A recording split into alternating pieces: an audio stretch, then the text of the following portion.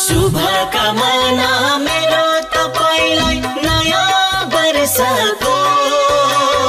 बनोस् यो साल नेपालीलाई खुसी र हर्षको बनोस् यो साल नेपालीलाई खुसी र हर्षको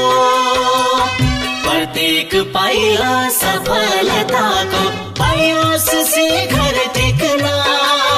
नपरोस् है नेपालीको आँखामा आँसु देख्न नपरोस् है नेपालीको आँखामा आँसु देख्न